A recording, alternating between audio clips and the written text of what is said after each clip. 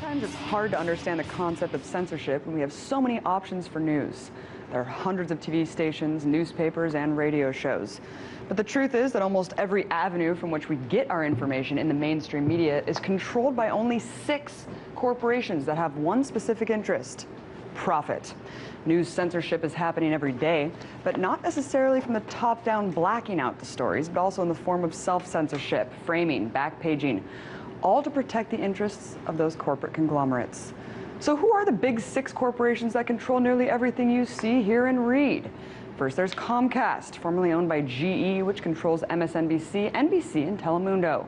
And there's Disney, which owns ABC, the History Channel, and and ESPN.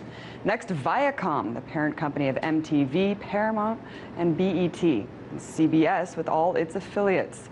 And there's News Corp, which owns Fox News, the New York Post, and the Wall Street Journal. And finally, Time Warner, the parent company of CNN, Time, and People magazine, as well as Warner Brothers. Hello and welcome to Money Trail with me, Amir Arafat. Today, money, corporate media, and concentration of media ownership in the U.S.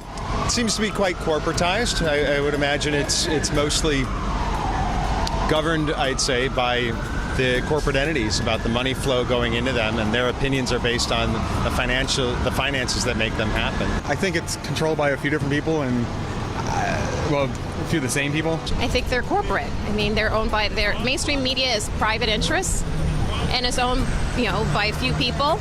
And again, if it's owned by just a few people, they have enough resources. They're going to be able to have news that kind of support their interests.